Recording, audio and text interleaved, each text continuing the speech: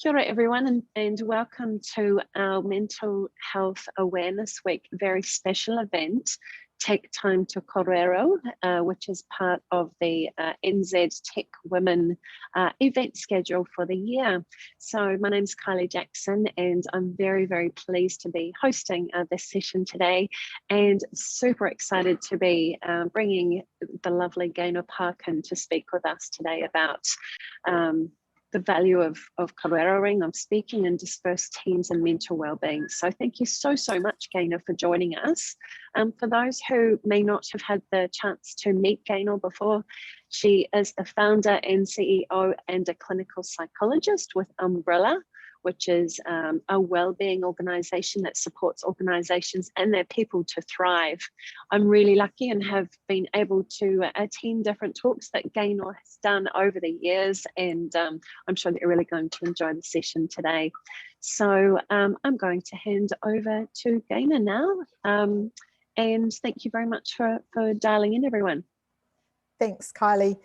It's a real pleasure to be here. Thanks for giving up some lunch time, those of you that have joined us, and if you watch us later on the recording, welcome as well. So we have a bit of a plan for today, which I'll share with you in a minute. I've also got one of my lovely colleagues, Svetlana, joining us, and she'll keep an eye on the chat. I'm really happy to have questions and discussion as we go, and we'll have time at the end as well for some more questions and discussion. So if I'm speaking and you have a burning question or something you'd like to add, just add that into the chat, and Svetlana will let us know it's there. So I wanted to actively practice what we're going to speak about while we're in this webinar. And oh, why is it not letting me share? I just tried to move my thing and it wouldn't let me do it. So 1 second while I go. Why is my it's giving me a little. Oh, here we are, perfect. So I just wanted to, as we're starting this webinar, share this quote with you, which I really love. It's Thomas Friedman, who said, "When we press the pause button on a machine, it stops. But when we press the pause button on us as humans, we start." So I just wanted to encourage you, if you're joining us or if you join us later in the recording, to think of this time as a bit of recovery, as a bit of a pause. Give yourself permission to sign out of your email and your phone for a little while, so that you can have some recovery time while we are in this webinar. And I also wanted to, we're going to do this privately. I'm not going to ask you to share it. When we use our wellbeing assessment tool, we ask people some questions to help them decide where they might be in this circle of wellbeing. Quite often, many people say, I'm doing pretty well, I'm thriving. We have another kind of chunk of people who say, yeah, I'm managing pretty well. Things might be a bit tough, but I feel like I'm managing pretty well.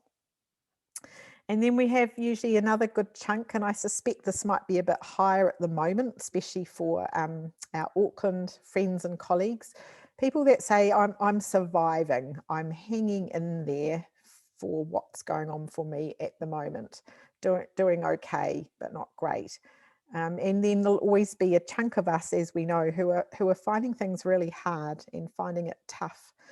So I wanted to acknowledge wherever you think you might be in this wellbeing wheel currently. Give yourself permission to be where you are, and really hope that through this webinar we might help to pull you, if you're finding it tough, to much more towards surviving or managing well.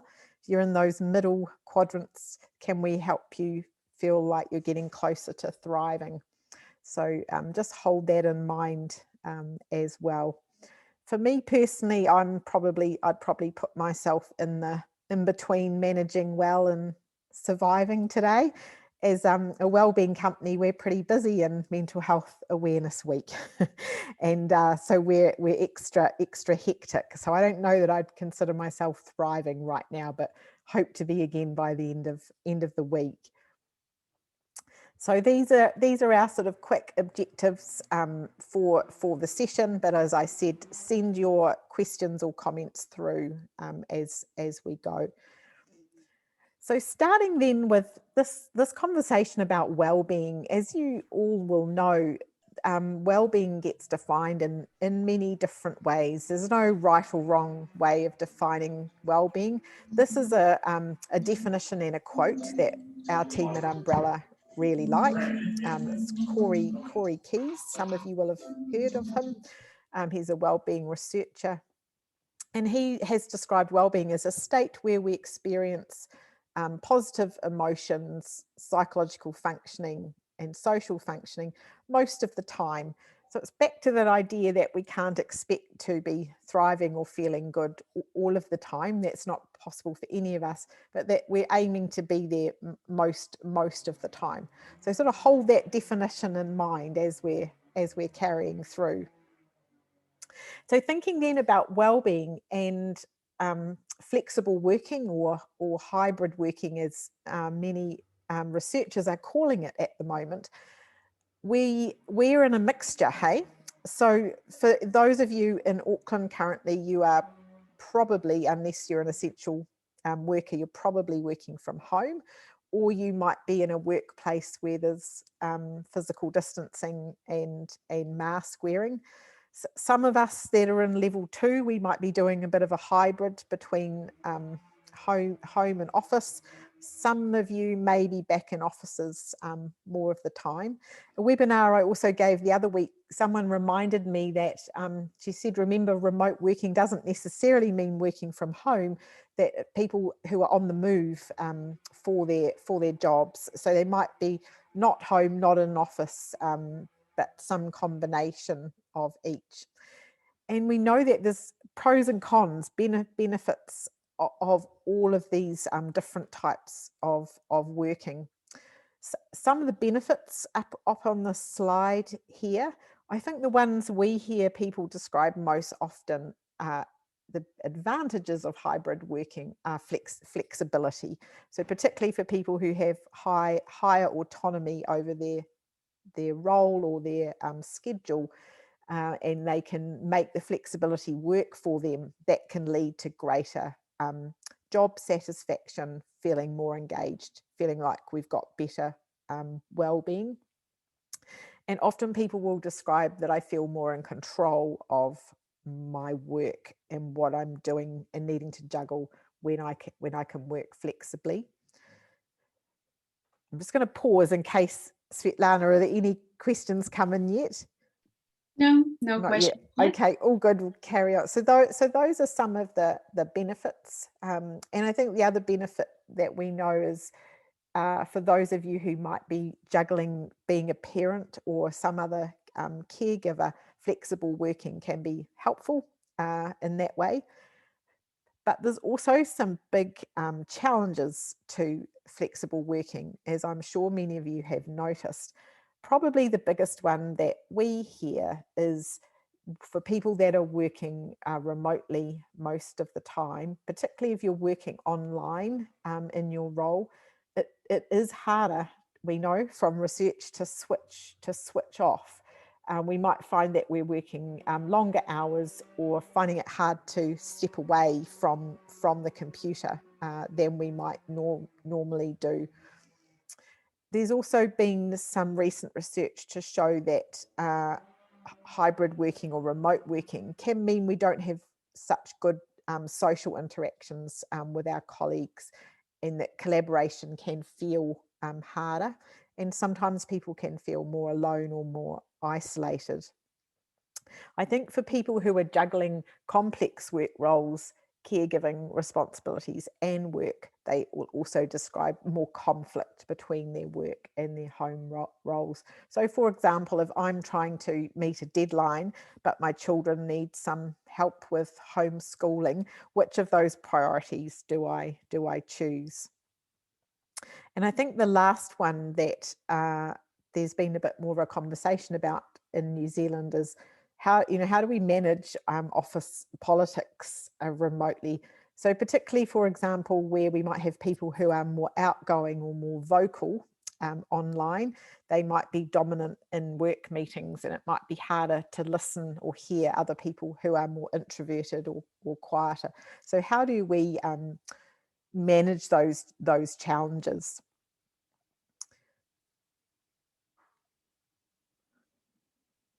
I think for some reason, sometimes when I hit the move on button, it's not working for me.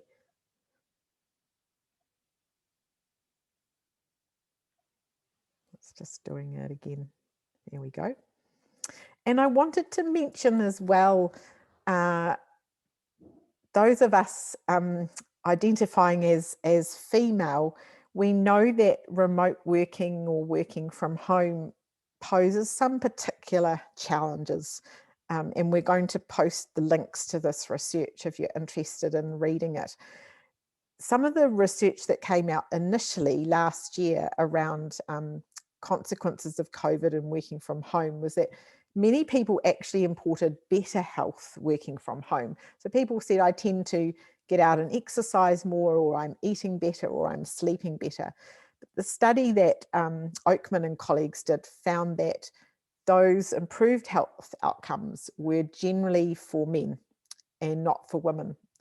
And the speculation around why that might be is that women generally tend to get pulled into that work-family conflict more often, perhaps finding that sort of ability to set boundaries around work more difficult. There's also a researcher called Hochschild, who has talked about many women are often doing what we call the second shift. So even in our regular work, where we might go out to work, when we get home, we're often holding the responsibility for childcare or caregiving responsibilities, potentially more than a male partner. And this has been shown to be more significant for people who are working in workplaces that have a family sacrifice culture. And what that means is if you're in a workplace where it's like work comes first and family comes second, some of these differences can be exacerbated. And one other sort of dynamic, which we haven't put on the slides, but we hear often, is often women describe what we call emotion labor, which is we might be in a household where the responsibilities are shared. So perhaps everyone contributes to shopping and cooking and cleaning, but it's often women, females who are holding the big picture, who in their heads are saying, well, we need to do this and we need to do that, if you like, holding that executive function. And that emotion labor can be more tiring. So I think, again, this is something to keep in mind for ourselves and potentially in our teams, to be aware of these gender imbalances, and also making sure that we are acknowledging people who are juggling caregiving responsibilities with their work role, that they're going to have more tension and more things to juggle. I'm just going to pause again in case there are any questions or anything anyone would add. No questions in the chat. None yet. Everyone's listening. So I think what we're saying overall is we can't have a one-size-fits-all approach. We need to be very tailored and very specific when we're thinking about our well-being and how do we make remote working or hybrid working work for everyone. And this is something that I wanted to share with you as well. I don't think we're going to do a breakout because we're a small group. So what I'd like you to do is just have a bit of a pause and a bit of a think about where on this continuum would you put yourself. So when we're thinking about our work, do we fall more towards the segmentation category?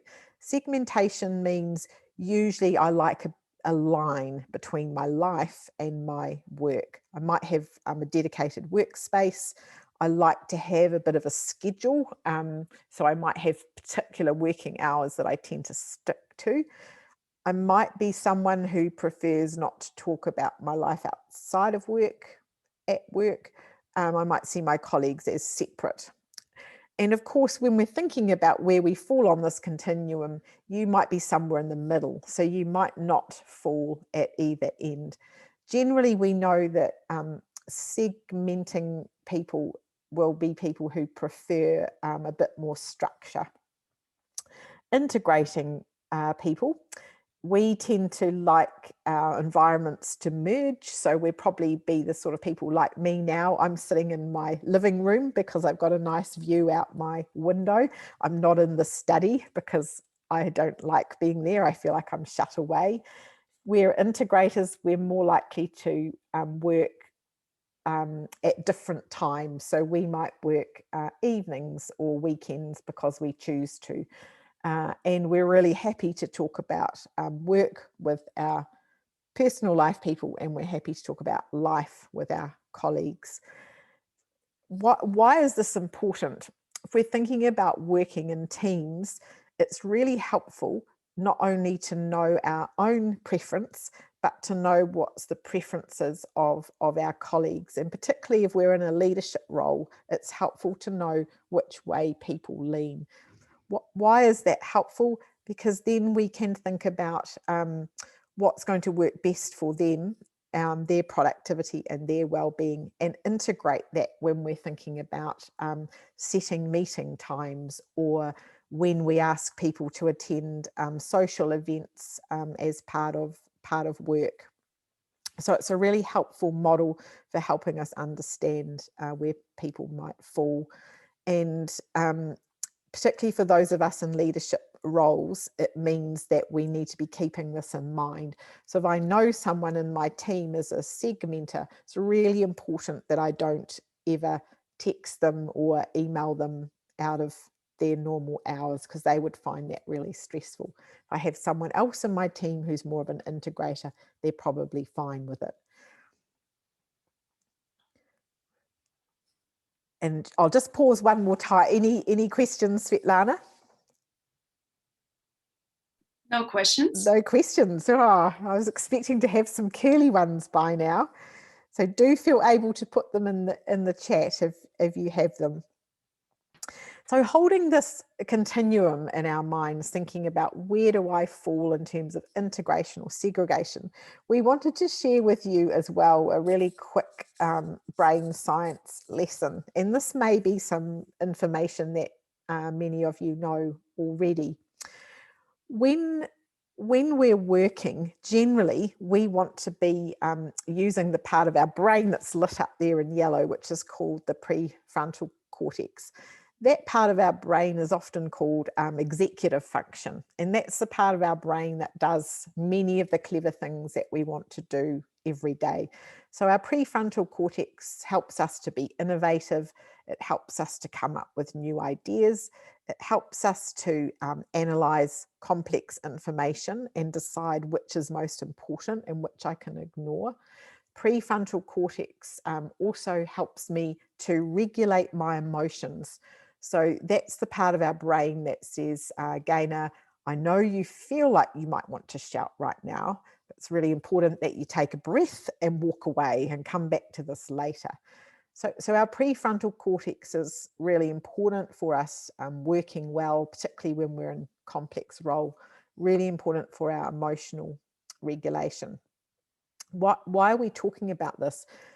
When we're feeling under pressure or overwhelmed, or we're finding life tough, that part of our brain, the prefrontal cortex, will turn itself down, dial itself down, because it uses up a lot of energy. It's the part of our brain that uses up the most energy. So if we're starting to feel fatigued, or we're finding things hard, perhaps looking at our day and thinking, I don't know if I can do this, that part of our brain dials itself down. And it defaults then to our amygdala, which is that smaller part at the base of our neck. That amygdala, you've probably heard, is our flight, fight, stress response. So that's the part of our brain that says, okay, we're in a danger or urgent state. So what we're going to do is we're going to narrow our cognitive focus. We're only going to pay attention to what's immediately in front of us. And that's helpful if we want to be laser focused. So maybe Svetlana calls me and says, Gaynor, I know I told you I needed that feedback tomorrow, but I actually need it in the next half hour. So if I go, oh my goodness, okay, flip to my amygdala function, I'll be able to be really focused and get it done. But what it won't help me do is to think about some options outside of the big square. And the hippocampus there is the part of our brain that stores information. And generally we want our hippocampus to be storing information from our prefrontal cortex, because that's our smart brain. What we know, however, is that if we're in a stress state or an alarm state or a distressed state more of the time, and our amygdala is on more of the time, then our hippocampus is storing that kind of short-term urgent information. It's not storing the big picture, so it's not helpful. Why are we talking about this in particular if we're thinking about hybrid working? Some of you have probably seen this research before. What we know about how our brain works when we're working online is that over time, if we're not building in recovery, our brain starts to get stuck in that amygdala function and is more reactive, less able to see the big picture. And Microsoft found this when they looked at people who were taking breaks in between meetings. The brains were operating better in that prefrontal function. And so therefore people were performing as well and feeling as okay in their fourth meeting as they were in their first meeting. People that weren't doing that were deteriorating over time in terms of their performance, their well-being. There's a question, Gaynor. Yeah. How long does the break need to be effective? Good question. It doesn't need to be very long, just a few minutes. And the trick is to know that you've shifted that brain state. And the best way we know we've shifted that brain state is by our emotions. So if we notice that we're feeling calm, rested, energized, feeling good about our day and our meeting that's coming up, you could probably be pretty confident that we're in that prefrontal cortex. And so therefore we carry on. If you take a 5-minute break, so you go and walk around your garden, or you, this morning I was sweeping floors as one of my recovery breaks. If we do that for a few minutes and then we notice that actually I'm feeling really irritable, or I'm feeling really overwhelmed, or I just feel sick about this meeting that's coming up, I'm just not ready for it. That's important data. That's telling us that we haven't had enough recovery and we would probably then want to add some more. Now that's tricky if your day is generally scheduled where you have back-to-back meetings. So what we would encourage teams to do is to have conversations about not doing that. How do we make sure that we have recovery time in between meetings? So making meetings 30 or 40 minutes so that people have got 20 minutes to go and recover before their next one. And this is also where individual differences. Some people will find that they can go through their day with short chunks of recovery and do quite well. Other people might find, actually, I do better to have a bigger chunk somewhere in my day. Maybe I can go and do some exercise, or I can completely switch off for an hour and then come back to it. So what we would usually say is to experiment, try out recovery and see what works best for you, and have conversations in your teams about how do we avoid this, and how do we make things better. hope that answers that question. Thank you. We've got two more questions, and people seem to be very interested in the integrator and segmenter Yes. presentation. So I've flipped back to that slide. Thank you. So there's a question from Kylie. Is there an advantage to being an integrator or a segmenter as far as mental well-being goes, especially in times of stress? Yeah, it's a really good question. And I should have mentioned that the psychological research that's looked at this hasn't found there's a particular advantage, except where it comes to matching our styles with our work environment. So I think, as I said before, if I'm a segmenter and I prefer boundaries and structure, but I'm in a work environment that's all over the place and managers may expect me to be responsive in more flexible ways, that's not going to be a very good fit, and vice versa, if that makes sense. So generally we know it's best if we can match our style to the culture of a workplace, or if there isn't a good fit, to be able to have conversations with our managers or with colleagues and team members about this, and how do we navigate it or put things in place to make it better. Thank you.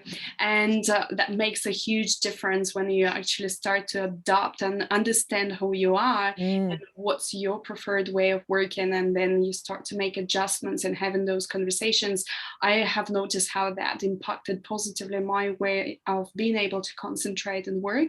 We've got another question from Mega. Is there a survey we can take to find out whether the individual is an integrator or segmenter?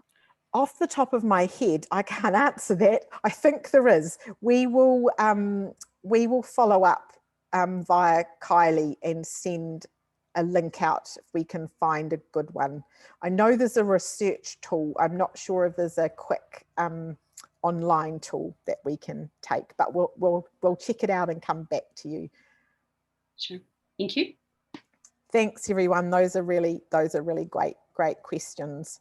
The other bit I just wanted to add to this is it might change over time when perhaps we're in different phases of our lives, or perhaps different things are happening. So I know for myself, probably if you'd asked me 10 years ago, I would have been firmly in the integrator camp and happily there. And then with children and some other kind of life stresses, I'm now very firmly in the segmenter camp. So I've done a flip probably over the last 5 or 10 years. And you might notice that for yourself, or you might notice that in your team. So we don't always stay where we are, can shift. So it's another reason to be checking in regularly. So we talked a lot about kind of what some of the issues are, what some of the problems are. So we'd like to just talk now a bit more about what can we do about it. So how do we really create that culture of well-being where we can thrive when we're working in hybrid teams or dispersed teams? So for those of you who want some segmentation, or you think it might be helpful, you want to experiment with, I'm not normally very good at segmenting, but I think I might like to try. What are some ways that we can do that?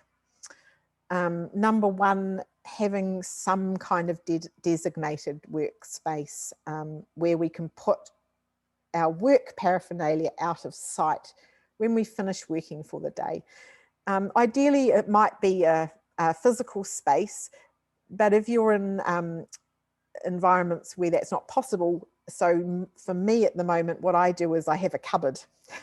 So when I'm finishing for the day, or whether I'm wanting to take a bigger break, I close up my laptop and I put my notepads away in a cupboard and I shut the door. And that's the way that I can give myself a visual break from it. Clarifying our boundaries around work hours. So that's having conversations with colleagues, managers, and our family about, these are the hours that I'm going to try and be on and available for work. These are the times I'm going to try and be off. asking for help to do that. So we can say to a colleague, if you do see me logging on late at night, and you know that I'm trying not to do that, can you please give me some feedback, nudge me gently to shift that. We also know that psychological detachment can be helpful at the end of our work day. So it's very easy to put work things in a cupboard and not look at them, but our brain might still be at work even if we're not physically there. So how do I help myself mentally and emotionally detach? Lots of different ways. If you're a person who does that best by doing something active or doing something physical, so maybe you go for a bike ride or a walk, or you do a online workout if you're in a lockdown situation, that might be a way that you do it. For other people, it might be getting involved in a hobby. So one of my colleagues told me this week she started playing video games, and she's finding that that's a really helpful way because she has to concentrate on the video game. It's stopping her from thinking about work. Other people we know have said having a fake commute helps. So going and changing clothes, so wearing different clothes when we're working to when we're relaxing, and maybe going from the living room to somewhere else in the house, changing clothes, so it feels like we've had a bit of a wind down. Those can be other ways we do it. Anything else anyone would add there about good strategies for that segmentation? I've recently started having naps after work, and that changes the quality of my evenings, and I can actually engage in more creative hobbies, or I'm working on a podcast at the moment in the evenings, and normally it would be very hard to concentrate and look at the screen. And if I have a nap, that totally works, and it really helps to separate, or going on a walk. That's really good as well for me. Yeah, great. So add a nap there. Then thinking about how do we do this better? How do we support colleagues to do this better? So we're shifting the focus from us as an individual to a group. So we're thinking less about self-care and more about how do we care. As I said before, practically that's that nudging. So having active conversations with our colleagues. What are you doing today to get some recovery? How are you winding down from work? What helps you to switch off? What could I do to support you to take better breaks so that you're not Zoom fatigued by the end of the day? So having those conversations again, sharing what works, and experimenting with ideas. And also having those conversations about how do we set up team meetings and connecting times so that they work well for well-being as well as for getting things done. Thinking about this being a tech women's group, a positive on that is generally from our umbrella wellbeing assessment data, we know women tend to report stronger relationships at work. So often women will say, I do have someone I can talk to, or I have many people in my team that I can go to for wellbeing support, and that's great. I guess if we're in a work environment where we don't have those connections at work, we'll need to make sure that we build our relationships outside of work to buffer us, because they're more difficult at work. Jane has shared something in the chat box, and she shared that constantly gets outdoors in the sunlight during the day for brief moments, and it makes a huge difference to her in her working life. Great. Yeah. So sunshine, getting outside can be really helpful for recovery as well. Yeah. And then thinking about, for any of us who are in leadership roles, two things: making sure we're communicating the importance of well-being and checking in regularly, and role modeling. We call this leading loudly. So what this means is, for any of you who manage people or have any sort of leadership role, let your colleagues and team members know how you best look after your well-being and do it in a way that's giving permission to take recovery time and take breaks. So if we're all in an office, the leaving loudly means I might walk out the door at 3:30 and say, I've had enough for one day. I've been productive. I'll see you in the morning. So we're moving away from that culture of presenteeism and clocking hours. Leading loudly might also mean, if we're working online, saying to everyone, I'm going for a walk outside at lunchtime today, so I'm going to be offline between 1 and 2, and I'll check in with you when I get back. Having those really good communication channels, so people know that they can let us know if they're needing some support. So that might be doing a wellbeing check-in at the beginning of a meeting. How's everyone doing today? We can give ourselves a number, maybe from 1 to 10, or we can use a color. Sometimes in our team we use a traffic light.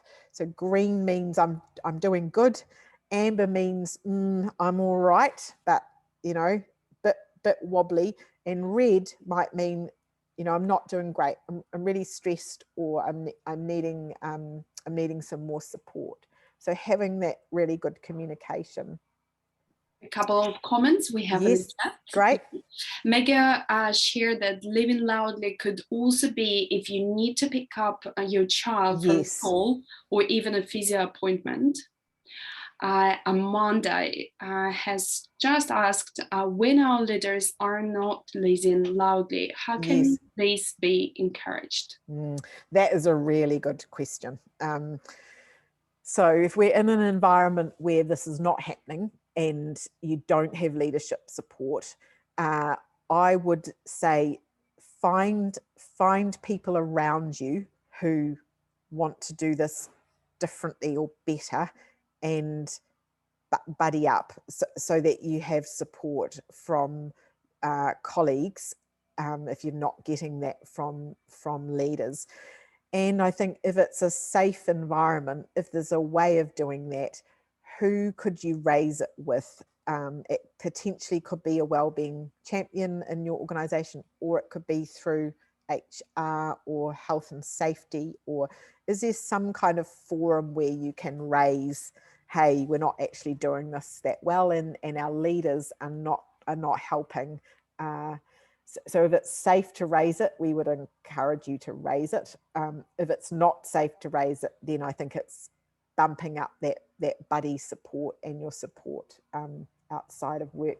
And I guess ultimately, is it a good place to work, or is a change needed? I hope that answers. Have we got any more? Yes, we do have a very engaged group today.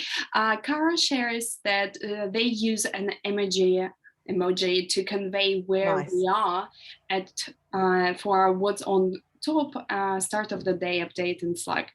So they just share images, how they're feeling. That's great. Yeah, and there's another comment from Amanda related to going outside, and she checks the mailbox multiple times a day as an excuse to get outside. Yeah, great. That's a good visual cue. Yeah, nice one. Yeah. Thank you. Disappointing if you check and there's nothing there, but yeah, I guess that's not the point. Yeah. Thanks for sharing that. So we're going to have a bit more time for conversation and discussions. Just pulling some of these threads together, we're really encouraging you today to reflect on your working style, your working preferences. Where are you on that continuum? And thinking about team members. Hopefully going away from here and starting or continuing some conversations about this. What would help me do this better? How can I support others to do this better? Giving yourself permission to know what your work boundaries are and how you role model and communicate that to others, and that communicating regularly, checking in on how we're doing. So we've got time for more questions and conversations. And I've also got a few different slides up my sleeve because I thought if we ended up with a quieter group and we needed some more ideas, I've got some more ideas. But let's have your questions and comments first. You're very welcome to unmute yourself and just ask questions or comment on something. Just with the most recent lockdown, one of my go-tos for getting out of my home office is to go and feed my chickens. So it's about an 8-minute walk up and down, like up the hill and then back down. And it's just, being outside. So a bit of a combination of all of those advantages of daylight and exercise and taking my mind somewhere else. So yeah, that was one of my little things I like to do. Yeah. So step 1, get chickens. Thanks, Kylie. Gaynor, do you have some some comments or some kind of research on about how good it is actually to get outside? I mean, in amongst the trees and nature and that kind of thing. Yeah, there is. I can't tell you a study off the top of my head, but there are thousands. So as you probably know, there are, I don't know how many studies now to show the benefits of being more active for our physical well-being, for our sleep, for our productivity, and for our mental well-being. So all that research is really clear that being more active every day is best. And you're right, there's other more specific research that says there's a dopamine. Dopamine's one of our neurochemicals that helps us feel good, helps us feel calm and get a bit of a bit of a buzz. We get more dopamine when we're in the outdoors. So being by the sea or the bush or the garden or in a park or whatever it is that we can access has been shown to have extra benefits for our well-being and particularly our mental health. So I think where we can, the message is to try and do that every day. And like some of you were saying, or if we can get out to the letterbox and have a 2-minute boost of that in between Zoom meetings, that's really helpful. In just about leading loudly, I've shared the link to an article on our website, and seems like everybody there is interested in this topic. And there are a lot of practical suggestions and a bit more about research in that area. Thank you. Do we have any more suggestions Gloria? or questions? Good. Hello, everyone. Kia ora. Well, first of all, I apologize for arriving late. It couldn't be helped, but I didn't want to miss it. Thank you for this. It's really good for reflection. It's really good. I come from a workaholic culture. Yep, that's 25 hard. years of working in workaholic culture environments with workaholic leaders, and I became one of those. Mm-hmm. So for a number of years now, I've been working on that because now I lead my own small business in educational technology. And I find that I just brought that into the workplace that I lead now.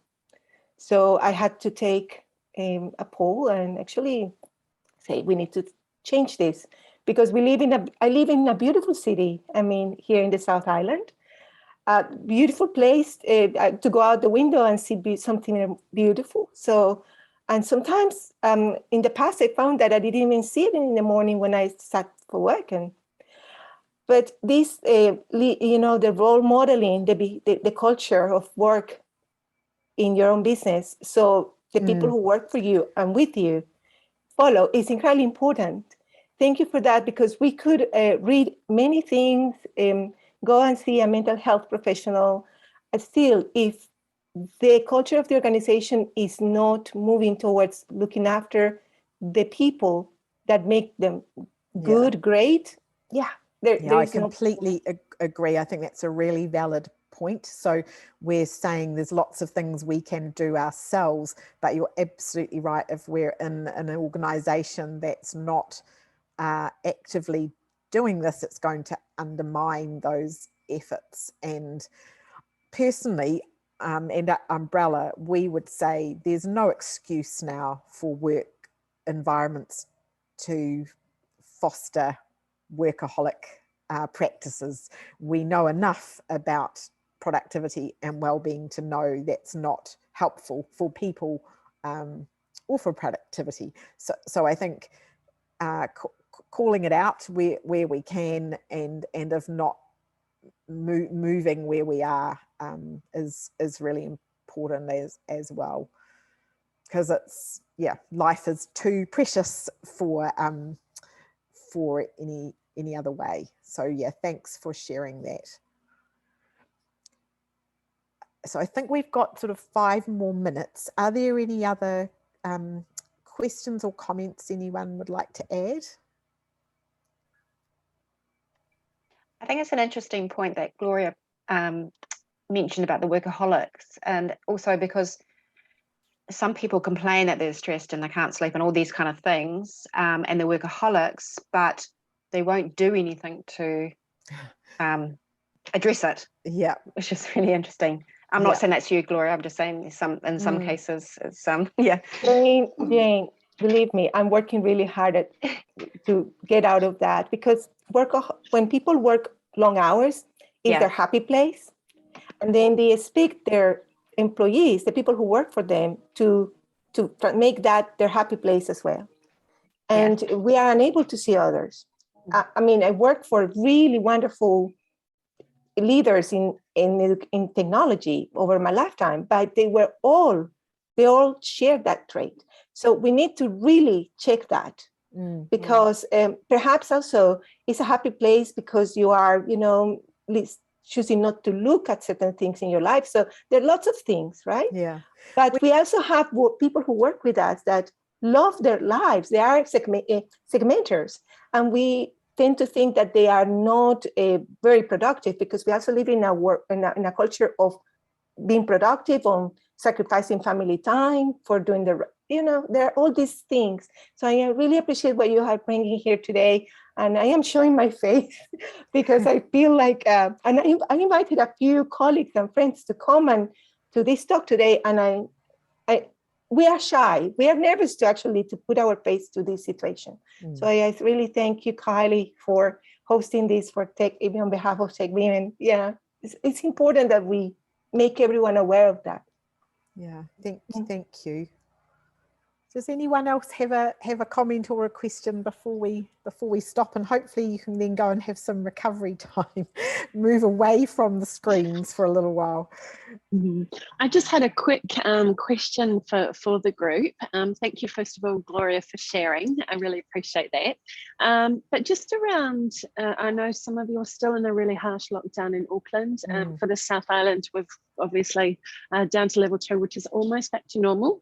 But I found, and a few people I've spoken to after the second lockdown like this year, is that I've approached the whole situation quite differently. Last year, I was like, I have to do my time for work. I have to be in front of the screen. I have to make sure I don't let anything, drop. Whereas this year, I think maybe because I came out of lockdown and kind of the world kept turning, I was a bit more relaxed about it. I still was productive, but I didn't subscribe as strongly to that presenteeism type thing that I sort of had in the first lockdown. So I'm wondering if anyone else has changed their approach between last year's sort of experience and this year at all. I have noticed being a little bit kinder to myself in terms of when do I need recovery? Do I need adjustments in the way I work? When do I need to be a bit more proactive about how my day looks like? And when do I recover rather than just let's see how it goes and work as much as possible? Because there's a research from 2020, and they looked globally at people, and it said that the research showed that people tend to work 10 hours more in the last year, 18 months in a week in comparison to when not working remotely. So that has globally impacted people and their behavior at work when working remotely during the lockdown in particular. And we've also noticed from working with the organizations, and the recent research says that this lockdown is perceived differently and people experience different things, especially with Delta, when there's a lot more uncertainty. And we recently had 2 great articles published in the conversation, and I will send links to Kylie and Jane to share with you as well, which talks about psychological impacts of this lockdown. Thanks. We've also just put, if you do want to know more about what we're talking about today, like Svetlana says, we do have lots of different resources we can point you to. So do feel able to sign up to our newsletters where we put all these sorts of things, and get in touch. Really happy to talk more. And thank you so much, Kylie, for inviting us. It's been a real pleasure. Thank you so much, Gaynor and Svetlana, for your assistance in the session. So many pearls of wisdom there. I've certainly got takeaways that I noted down around preferences and boundaries. That is super important to make sure your team, all of your people within your team, whether you're leading the team or just part of it, is so relevant. So thank you for highlighting those things.